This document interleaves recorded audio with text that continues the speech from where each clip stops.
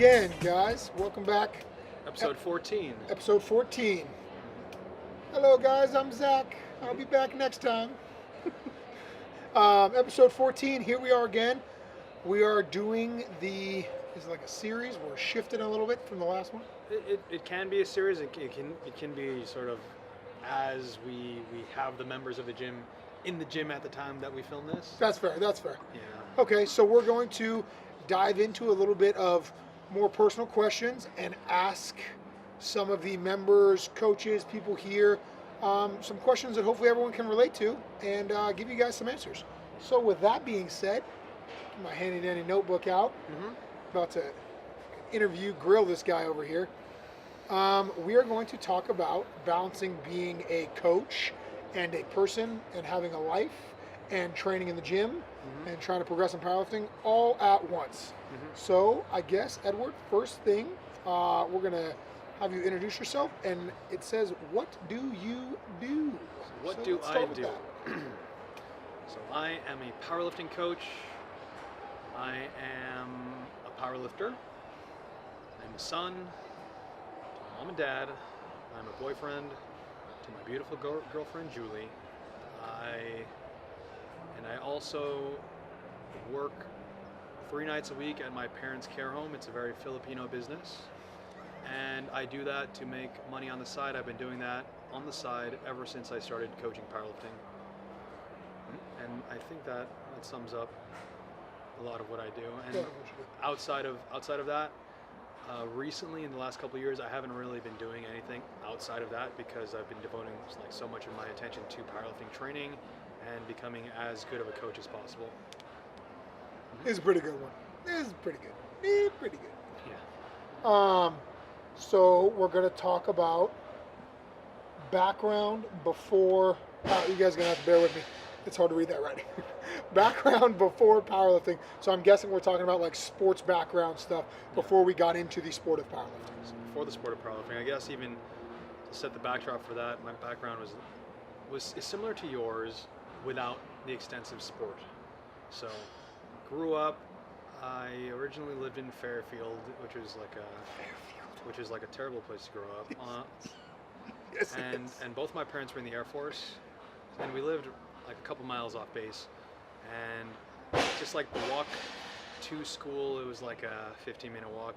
It was like a pretty dangerous walk, but walking back and forth from there, I figured my parents were like, we don't want our kids to grow up around here. So we all moved from Fairfield to Santa Rosa when I was in 2nd grade. And my dad would commute from Santa Rosa to Fairfield every day for like the first 2 or 3 years. And in that time, my mom opened up her care home, or she got her care home from one of her sisters.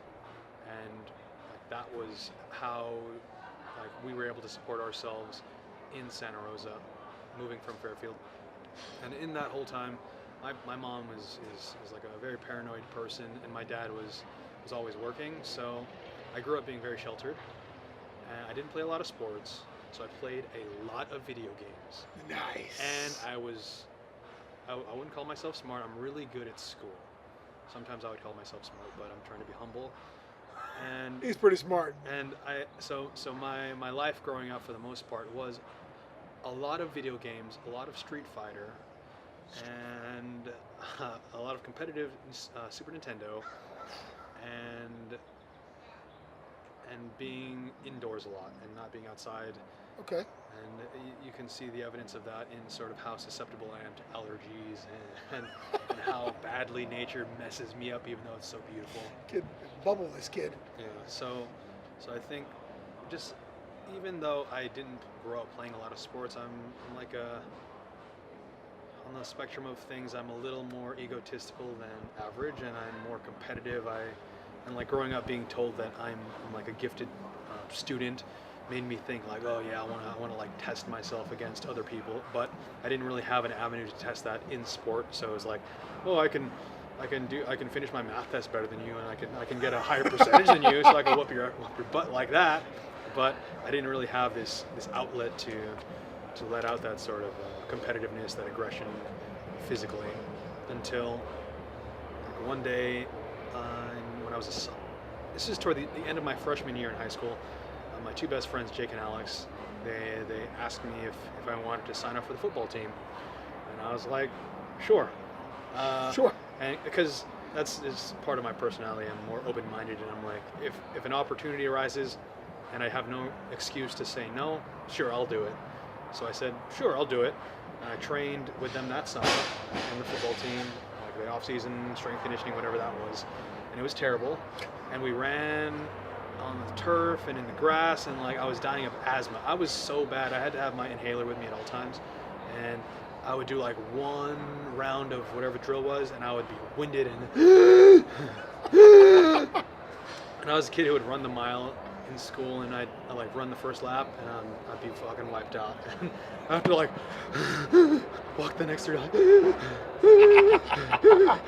but because I watched so much Dragon Ball Z growing up and played so much Street Fighter and watched so much Rocky growing up, I was like, even though I'm dying and I'm suffering with the same output that a 5-year-old baby could put out, so I'm still gonna keep going. This kind of goes back to that one episode, Mama didn't raise no wiener. Mom didn't raise no wiener. So even though I'm dying, I'm still gonna give it my all, and even though my circumstances are such that my asthma is so bad, like growing up with a lot of secondhand smoke, living more of a sedentary lifestyle growing up, and then being sheltered, not being acclimated to the elements, so to speak, made it so that was really tough. But it was fun. It was tough. It was this weird kind of abuse, but it was fun. But that was my first sport. Before that, I did some taekwondo, but that was when I was younger, and I didn't really know what I was doing. That's okay. So I'd say before football, my sport background was taekwondo. Okay. I was a black belt when I was like 10 years old, very Asian thing. And then played football for a year or two, and I started as a right guard. This was when I had maxed out my height at 5'8", but I was 260 pounds. Booyah! And that was my heaviest. Now we're talking. And I was like I was at my heaviest, and I was one of the weakest people in the team. I was benching with like the skinny little wide receivers. At 250? At 260, and these ones were like 130 pounds. Oh dear. Out, benching more than me, squatting, deadlifting more than me. I remember having to learn, or like they made us do power cleans, and I had never done that before, and it was I don't think I ever racked it. Yeah. So how did we shift from that to what was the next lifting thing? So the next lifting thing. Well, in that whole time, you do like high school strength training with the football team, where it's like everyone bros out. They don't really know how to bench. They don't really know how to squat. It's at the mercy of whoever the strength coach, the high school strength coach is. And that was like my first experience in the gym. But fast forward a couple years later, I'm like, sport isn't my thing. I'm really good at school, so if I want to have a comfortable life later in life, I better go to school and do really well there. However, I didn't really have the most guidance growing up, so this is turning into a long story. It's okay. So They're used to that with you. yeah. So my parents were both in the Air Force, and I felt this compulsion to apply for the Air Force Academy. And aside from that, it's like I'm really smart, got good grades, but I don't really know about colleges. No one in my family has gone to college in the U.S. My dad dropped out of college, and my mom went to nursing school. And it's like I'm a first generation Filipino American, so my parents were not traditionally sort of enmeshed in the culture, so they didn't really know what to do. It was more like just go to school, and that's the extent of it. Whereas for me, it's like, okay, go to school, but I don't really know what to do.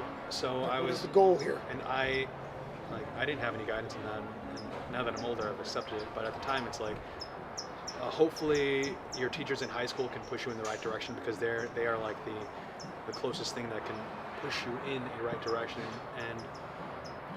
And I was fortunate, and like we're fortunate to be in Santa Rosa, to have the Santa Rosa Junior College nearby, which is like one of the top junior colleges in the nation, and it sort of is this feeder system into Cal. So that sort of sets the backdrop. Yep. So for me, the next thing that happened was I applied to the Air Force Academy. It was the only college I applied to out of high school, and there was a body weight requirement at 5'8". I had to be like 160 pounds, so I had to drop 100 pounds.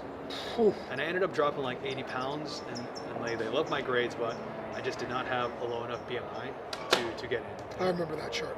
Yeah.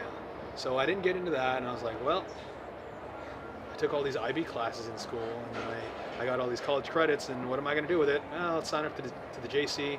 Let's get in and out, apply to some college for an engineering degree because I'm really good at math and science, and sort of take it from there. I don't really know what type of engineering I should do. I just like math and science. So I went to the JC, did all my prereqs, and were we lifting at this time? Oh yeah. So yeah, it's okay. Yeah. Continue with the school stuff. Were we lifting I way through? I was lifting at this time, but it was more. It was like you talked about in yours, where I'm just gonna lose a shit ton of weight and get from 260 to 160 as close as possible. Yeah. And in that process, I just did this is when I ran a lot. Muscle tissue gone, everything gone. And my pre-workout meal was like, no joke, it was like 2 carrots, 1 slice of toast, and like half a banana. At least you had toast. A scoop of protein. Mine was like protein shake and 2 slices of deli meat. It was the low carb toast. Oh yeah, and 2 slices of turkey. Yeah, gotta have that in there. That, and then I remember going to GNC for the first time and being sold this protein powder, and on it's like hazard, caution, hazard. You might choke on this. And when I was mixing it, I was like, I better mix this all the way, or I'm gonna fucking choke on this protein powder. And then at the door, oh my gosh. And then I found Jacked. Jacked, the original 3D. The original Jacked. So you just start as hard as possible. And me and Jake and Alex, my best friends, we would mix that, and we'd be like, oh, this is the hardest stuff possible. This is like a step before steroids. It might have had full-blown crack in it. I'm not sure. And we took that, and that summer was the wildest, most similar to Rocky training montage summer as possible. It was magical. But I think everybody's summer who had the real Jack 3D was just one to remember. Yeah. So this is why it sort of ties into what I was talking about. It's like you go from studying all day when you're in high school, because you're taking the IB program, which simulates the workload of college, if not more, and then you go to the JC, and it's just like flat out. It was way easier than high school, and way easier than what I was used to. So it's like I could finish my workload really quickly, and my parents' military benefits paid for my tuition, so I didn't have to work or anything. So I had all this free time. What do you do when you're this kid who used to be really heavy and like has lower confidence, and they have some body image stuff, and you have all this free time, and Kai Green is becoming popular on YouTube? Oh, what do you do? Bodybuild is what you do. You bodybuild. You hop on the stair stepper or the treadmill on an incline. With your hoodie on? With your hoodie on, your Yep. headphones in, Yep. your sweatband on, Oof. and then you walk over to the rack, and what do you do to warm up? You do bicep curls. Yes, you do. You ask El Papi that question, like, what are his first memories of me? It's that. That's amazing. So at the time I was living in Windsor, and there was a local Anytime Fitness that I signed up at, or that I saw the group online for. I gave a 2-week free membership thing. Nice. I'm doing that. You're destroying that gym. Here we go. Yeah, I was like, first, social awkwardness. Then they call him, can I sign up for a membership? I found this group home thing. I'm going to show up. Then I started walking in my hood. Can I start training? Can I start training here, guys? So I started training there, and the owner of the gym, I remember this. He asks me if I was on steroids. Oh, Yeah, here we go. It's probably because I was wearing a hoodie, and I was like a bigger kid, and I had some big calves. Yeah. And I was like, oh, this guy's got a wide frame. I got like broad shoulders, I guess, and a frame for bodybuilding. And he's like, oh, you're not. Would you like to learn how to bodybuild? And I was like, sure. And so he took me under his wing, and he taught me natural bodybuilding for the next 2 years or so. And we're talking back thongs and biceps, baby. Back thongs and glittery Speedos. Yes. And spray tan, even though I'm naturally Already so tan. And I'm going to shave my armpits, even though I'm naturally a hairless person. So it was like, oh yeah, bodybuilding You're is my in it, sport. dude. Nice. Football, absolutely not. I also played badminton in high school. I Badminton, enjoy badminton. I can jump around the court for like 30 seconds, and I'm done after that. So Alex and I, we were doubles. We played doubles, and Nice. I think we took it pretty far in NCS. That's funny that we both played badminton. Yeah. Note to anyone out there, if you have a badminton court, hit us up. Yeah. I'm in. Holy crap, this is long. That's okay. Let's wrap back around to the bodybuilding. So bodybuilding, I did that for 2 years, and to sort of make it as explicit as possible, that set my foundation for the powerlifting to come. So I did a lot of volume, and I did a lot of. This is when Matt August was getting popular on YouTube, so he advocated for legs push pull and more power building style training. So yeah, you're training for bodybuilding, but you're also incorporating the barbell lifts in the form of squat, bench press, deadlift, overhead press, pull up, blah blah blah. And I did that for a bit, and I eventually competed in a couple shows. I really enjoyed the posing aspect, but I dislike the subjective nature of the sport. I mean, all sports are subjective to a degree, but bodybuilding, it's more of a beauty pageant than a performance kind of sport.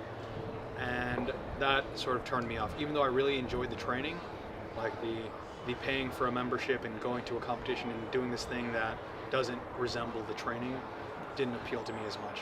And it was one year, I think it was 2014 New Year, when I saw that Dan Green he was hosting a powerlifting seminar in Mountain View. Mm-hmm. It was like a free animal seminar, and that was like the first time I'd really left home, aside from going to the Philippines growing up. But this is like the first time I went off on my own to like do my own thing, like to follow some sort of a hobby or passion that I had. And I drove from here to Mountain View, and it's like, oh, it's not even that far anymore, because I drive that every weekend, whatever. Yeah. And I went over there and I attended the seminar, and I was like, oh my gosh, here's Dan Green. I saw him on Instagram, and he's this huge bodybuilder, and he looks so awesome, but he's really strong. And I see him in person, and he just looks so compact, and he has like all this muscle in areas, and it's like I'm used to seeing bodybuilders and they have sort of this excessive muscle, and then here's this person who has all this muscle for this very specific function of squat, bench, deadlift. And as he demoed all the lifts, his precision and his technique was just so crisp, and I'm like getting butterflies thinking about it. It's like, oh my gosh, he's staying right over mid-foot, and his back stays in the exact same position every time. And like, appealing to the robot in me, I was like, I want that level of precision in my training. I want to devote my time and energy and my money toward a thing like that. And Dan Green is just this guy who's ponytail, pulls sumo. Yes, that's big old very quads, true. big old pecs, big old arms, big shoulders. Just like the male role model that I needed at that time.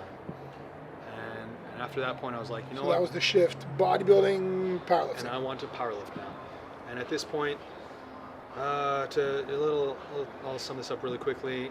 I was at the JC, and I was like, I want to sign up for some sort of engineering thing. I originally was thinking aeronautical engineering, because everybody wants to be an astronaut when they grow up, but I had this weird appeal for nuclear power. Who knows why? Are you Russian? So I don't know. My background doesn't really. Who knows? Take over the world, Pinky. So I think it was a blend between, like, I like math, I like physics. Engineering is a practical thing. I'm a practical person. Even as abstract and rambly as I get, I like to have a practical takeaway. And engineering is like the blending of theory and application. And I had this knack for like physics and nuclear processes. And I was like, oh, let's do nuclear engineering. What has nuclear engineering in the area? Oh, Cal does. Cal has the only program for nuclear engineering at public schools, which my parents' benefits cover the tuition for. So I was like, I'll sign up for Cal. And off to Cal you went. And nuclear engineering, like, it's not, like, nobody really talks about it. It's very rare you hear someone talk about nuclear engineering or like majoring in nuclear engineering. So even though it sounds like this very aggressive major, it's not at Cal, it's not as competitive as like math or physics, for example. So that's one or even like mechanical engineering or different, or like more general, or less specialized versions of engineering. So that I got in pretty easily. Who knows why, but got in. And while I was, one of the things that I remember from my time at Cal was, while studying or after I'd finish all my homework, I would just look forward to going online and typing in www.jtsstrength.com and reading articles from Juggernaut. And one of the first articles I ever read was Dan Green's West of West Side article, which talked about raw powerlifting. Because at the time I was so used to going online and going to T Nation or Elite FTS and like typing, how do you bench press? And seeing like this really weird article on, well, you got to set up this crazy arch and get your feet underneath your ears and pack your shoulders down so much, and you're just in this excruciating pain as a beginner, but nobody really establishes that. And you're going to do this, and that's how you bench, because here's a person who has an 800 or 900 pound bench, and you're going to listen to them over like someone with common sense at other gym who just says, you just kind of lay there a little more flat and you feel your upper body working. No, it's all leg drive. No. So growing up, or like getting into strength training, having that background, hearing somebody like Dan Green write about that and talk about that and practice that in person, and him being this sort of this figure that went against everything that I had read in terms of strength training was very appealing to me. And I think that is what it first introduced me to Juggernaut training systems. So in one of my years there, as I was approaching like graduation year, I was like, you know what, nuclear engineering is pretty cool. I'm good at math, I'm good at science, I'm good at doing the work for this workload. But geez, I really love powerlifting. Like I do all my homework in my labs and I study and all that, but geez, I just really look forward to powerlifting. Oh, Juggernaut announces on their Instagram that they're going to have an internship that summer, and I signed up for that in a heartbeat. In a heartbeat. And one day I was laying in bed and I had heard my phone buzz, and my eyes are still kind of cloudy. I haven't really fully woken up, and I look at it and it says, "Congratulations, you've been chosen for the first class of a Juggernaut internship." And I'm like, oh, I'm dreaming. This is a dream come true. Well, what am I going to tell my parents? So you got your bag and off to Juggernaut you went. Yeah, that summer I went to Juggernaut, and I had some housing agreements set up where I was going to stay near the gym with one of my college friends' family, and that totally fell through.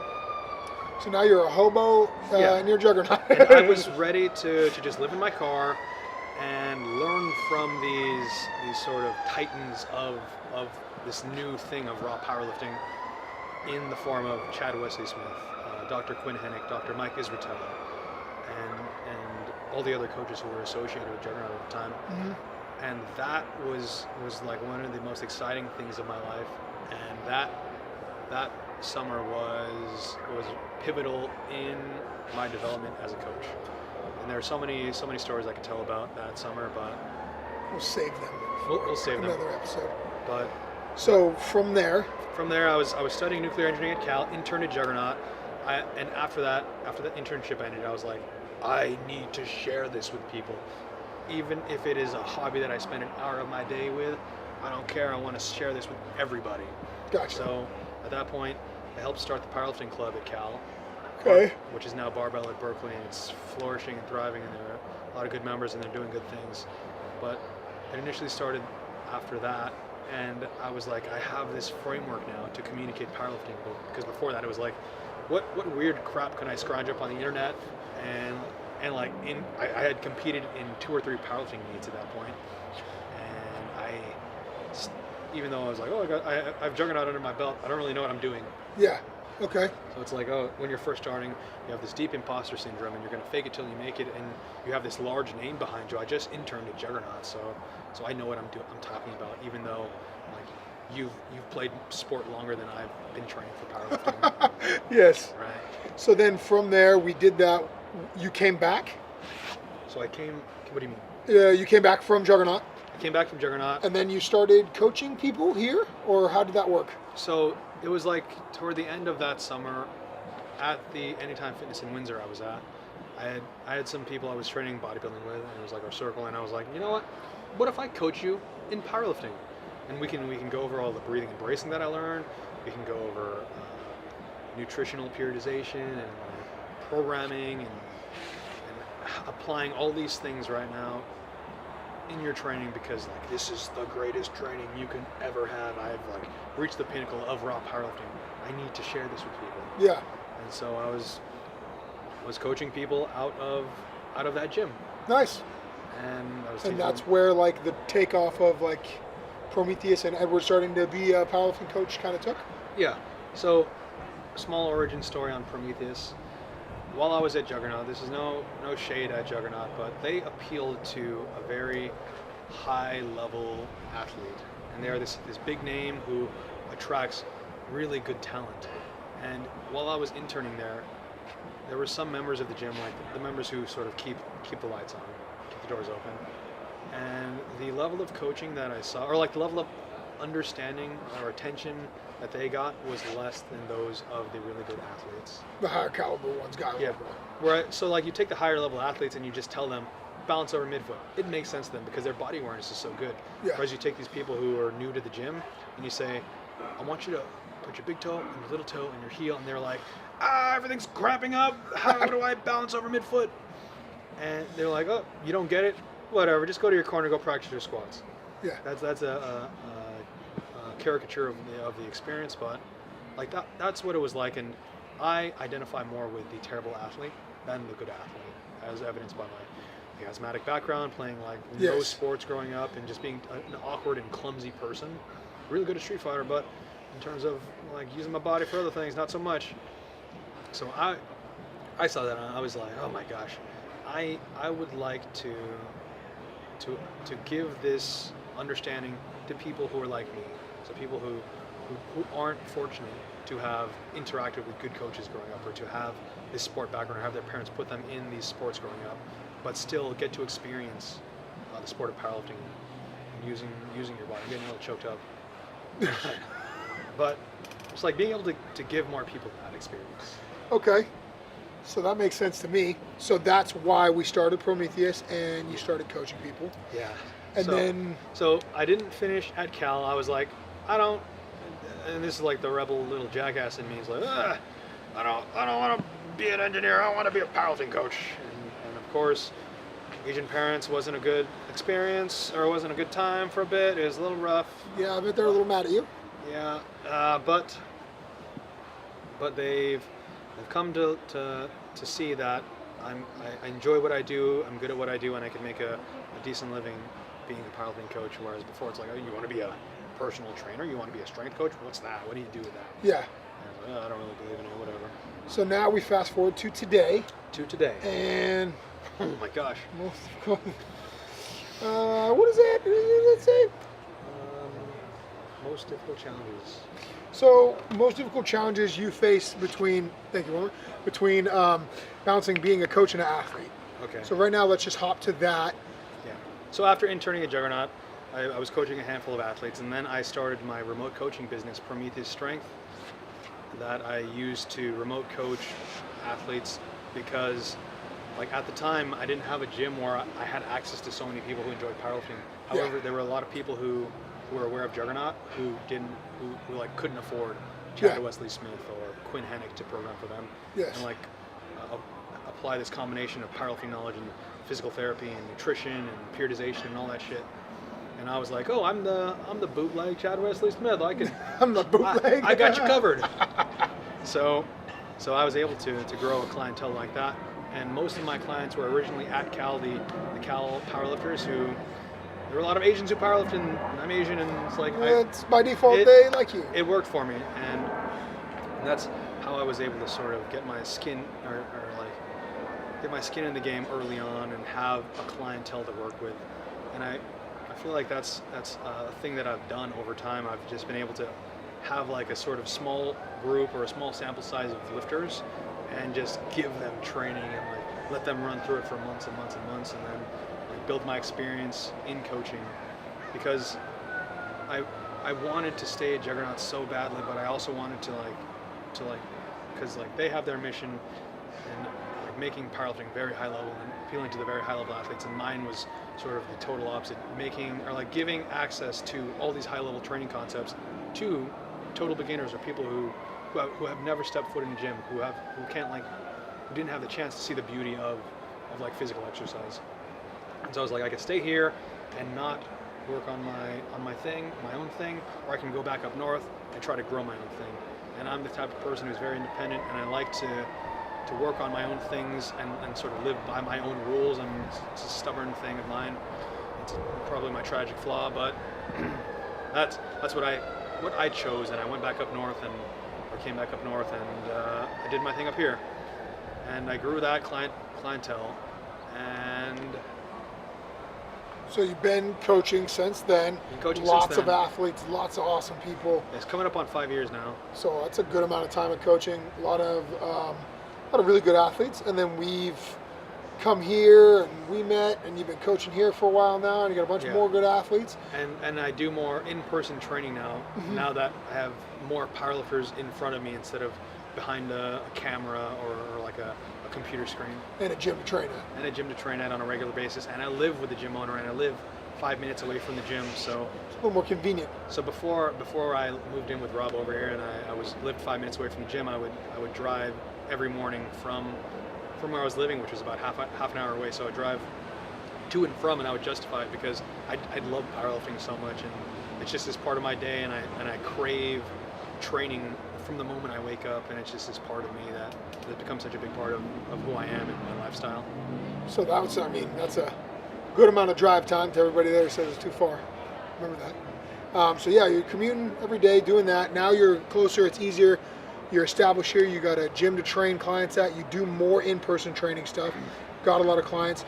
How do you, now that you are established here, people know you here, people know you around here, how do you balance all of the stuff you do training-wise and you trying to progress your training?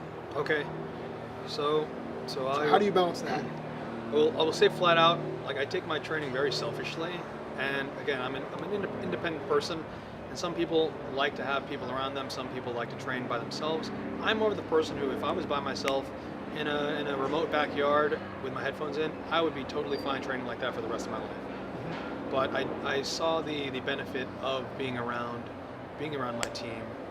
So even being a coach, it's like you're around your athletes and you want to be part of that energy, but it's like, oh, I'm the person who gives them the program, I'm supposed to watch their technique, but I want to be part of it.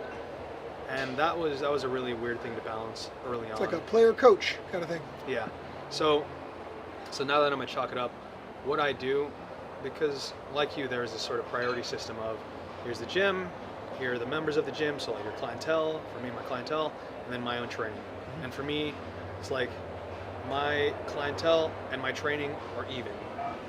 And then like my personal relationships just above that, and that is the sort of hierarchy of things for me, or like priorities of things for me. The list of your priorities and how it has to work for you. Yeah. So for me, I have these, or for myself, I've set these.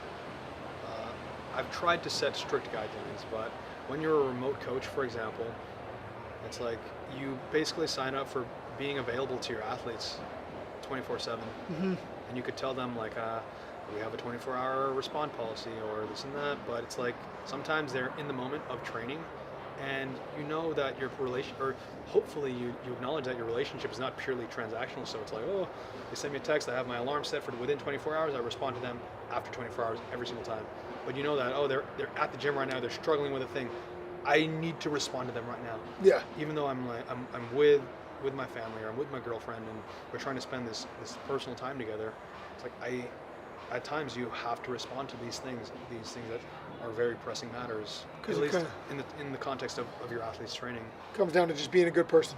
Yeah, and that is one of the challenging things. Like, I'm with my significant other right now, and I have this athlete who is paying me money to have my expertise, and I'm going to take away time from being with my significant other to respond to my athlete because I'm always on the clock.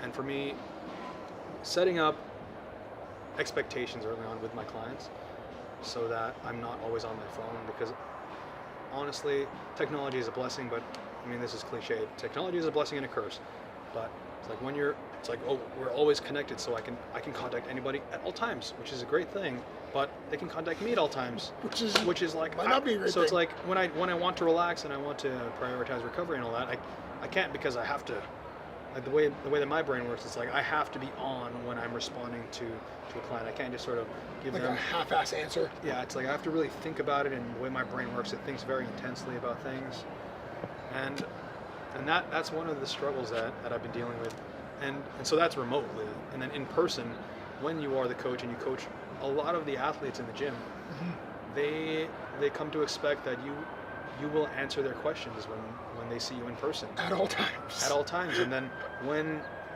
the culture of the gym is such that like we pride ourselves on the knowledge that we have, and it's not like, oh, you want to ask me a question? Give me $5. Or Yeah. give me $20 if you want to ask me a question. Versus you come in to chalk it up, you come to this gym, you come into this training space, and the discourse, the communication, the understanding of training is so much higher, and we just have these regular conversations on a day-to-day basis, and accepting that, it's like we can't get away from that. So what do I do to work with that? I try to get my training done as far away from when people show up as possible. It's that simple. It's that simple. And I guess it's fortunate that a lot of people don't show up in the morning. The amount of clients I coach who wake up really early, very few. Yeah. There's like one, and even then, it's like they know. I wouldn't say they all know, but some know when to ask questions and like when coach is in athlete mode, and Yes. then when coach is in coach mode. And kind of like you talked about in your story, it's like you can't just turn off coach mode entirely, because it's like this is your business and this is your livelihood, and if you're like, I'm an athlete and that gives me an excuse to be an asshole to people, and it's like, yeah, I'm gonna lash out, fuck off, don't you see I'm preparing for my top set, versus like, oh, let me set aside 5 minutes, even though it's gonna sort of pull me down and snap me out of whatever groove I was in. Yeah. It's like I'll talk to you, but then I sort of give you the expectation of, so in the future when this happens, if you see that I'm like sort of like getting psyched up for a lift, could you give it like a couple minutes, or like wait until I do my back off sets, and or when I'm doing my accessories, I'm much more chatty, whereas when I'm doing my barbell lifts, my competition lifts, I really want to focus on that. So setting expectations like that and stating them explicitly. So on the weekends, I like to spend time with my girlfriend and sort of shut off and not think about lifting at all. Like the only lifting I'll do is I train Saturday morning, maybe have some clients, but then aside from that, I'm dead to the world. Don't talk to me Till Monday morning. until Monday morning. I know that, actually. And like letting my athletes know that, like if you want me to be a better coach who like doesn't have these mental health issues, not to joke about that, but who's not always like on the clock 24/7, who has to deal with like so many athletes and their understanding of training, and something that we don't really talk about, like their emotions in understanding training. Like we don't talk about that a lot, but like when you're coaching athletes, you're not only in charge of their sport, but you're in charge of their understanding of sport. And this is a record, 2-in-1. This One is day. a record. Yes, I agree. It's like it's like we know that learning a new skill is frustrating, but even when you're better at a sport and you start to have this existential crisis when things aren't going so right, it's like your athletes, their emotions are roller coasters, some more extreme than others, some more level than others, but it's like they're coming to you not only for a program, not only for like game day handling, but to tap into your understanding, to cultivate theirs in dealing with the fluctuations of training that are inevitably related to emotion. And I don't really know how to talk about this more in depth, but I think that I'm like my bucket for tolerating that is higher than normal, or like it's suited for the task, where like if I think about it, I've got like 20-30 athletes who rely on me and like confide in me and tell me their life stories and all the things that bother them outside of training. And it's like I've been coaching for long enough where that's like automatic, whereas you take someone else and you're like, you're saying I'm responsible for this person's like mental well-being. Yes. And there's 30 of them. It's like I'm surprised I don't have all the ulcers in my body. Just all of them. And I think just as you get more experience in coaching, you learn how to shut things off really well. So those would be, that's a lot of them, but that's, those are the challenges that Edward faces between athlete and coach, and being a coach and trying to be his own athlete. And I figure we could sum that up as like establishing really strict guardrails. So I train from 7 to 9 a.m. or like 8 to 11 a.m. and that is me time. And I can sort of chat when I'm doing accessories, but aside from that, that's me time. I try not to book any clients. Then I'll book my clients later in the day. Yeah, that is a big thing. And I mentioned Carlos in the other one I just did, but he was a big guy on mindset. And that when it comes to training, you have to be a little bit selfish sometimes about it, especially when it gets closer to meet time. He was always a little more, and he taught me this, to be a little more selfish about it, and at a meet to be a little more selfish. And that is in no way It's not a bad thing. a bad thing, or someone is not trying to be deliberately rude to you if they say, hey man, I can't talk right now, I have to train. That's not them being rude to you. It's just they're selfish about their training and what they need to take care of. So that's why these things would be said to you. So just understand that, some people take their training more serious than others. And so that's how it goes sometimes. And just like what you talked about with owning a business, like the phase that you're in is not going to be the phase that you're in until you're dead. Yes. Or until Infinity. 10 years down the line. Yes. And how you're running your business now will be different than how you run your business in a year or in half a year. Absolutely. And like when you're in a training cycle for a big competition, you probably want to be a little more selfish. Absolutely. When you're in your off season, you're just doing like off season volume and a lot of bodybuilding stuff, you're not going to be anywhere near that selfish. You're probably going to bullshit a little bit more and do things like that. I definitely agree. Yeah. How you doing on time, Wilmer? Do you have to be out of here? Yeah, we'll wrap it up right here. Yeah. We'll make it a two-parter. We can do a two-parter, or we can wrap it up here. Which one do you want to do? That was challenges, so we got... Most rewarding things? I would say most rewarding things, and then we could wrap it up with the advice you give somebody else. Want to do that? Yeah.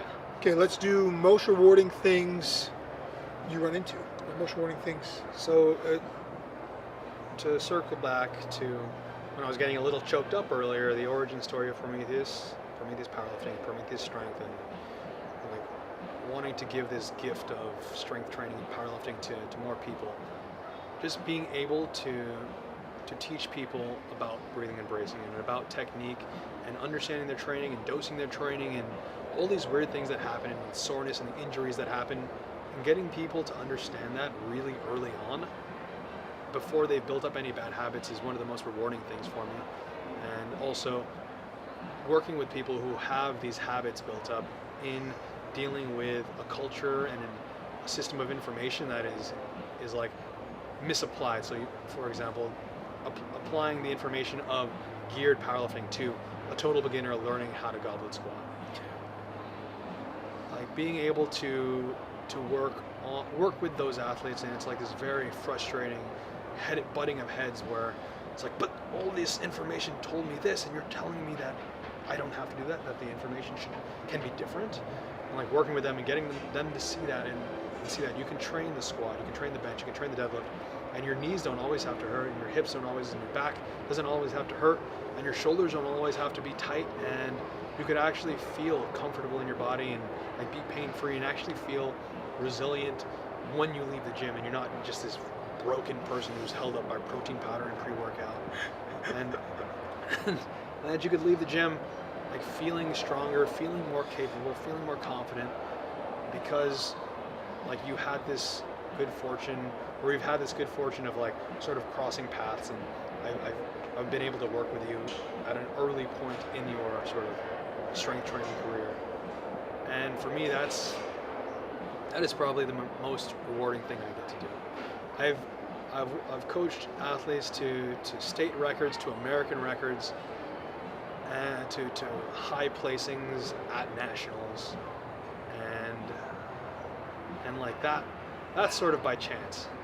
Like that I get to coach you, and you have this large sport background. Oh shit. And you have this large sport background, and you're really strong, and you perform really well, and you're like the top 5 in the nation. Like that's by chance, but your ability to to like work on these things day to day. Holy shit. You're almost there. You're almost The there. chicken. Work on these things day to day and like use your conscious effort to get better every day and not. You got this. You got this. Jeez, what's going on? And not allow your outcome to be dictated by circumstance. Boom. You're welcome for that, people. That's rewarding. That is rewarding. Okay, and a little less of one. Let's tell them. What was the last one we got? What people in your shoes, people who are trying to do the athlete and the coach thing, what is some advice you could give them to help them out? You can't take care of others if you don't take care of yourself. That's it. That's it. That's it. That's it. Look at short and sweet on that one. No, I didn't see that coming at all. All right. Well, that wraps it up. We will see you guys next time on the next episode. Where can they find you at, good sir? Well, right now you can find me in the bathroom wiping the tears from my eyes. Jeez. Oh you my can God. you can find me at Chalk It Up during the week, and you can find me on Instagram at @JRAlicdan. And you can find me online at PrometheusPowerlifting.com. Go check him out. And you can find me, the Great White Rhino, on Instagram or here at Chalk It Up. Come by, check us out. We will see you guys next time. Later. Woo! Jeez. Glad you made it through that last one. Jesus.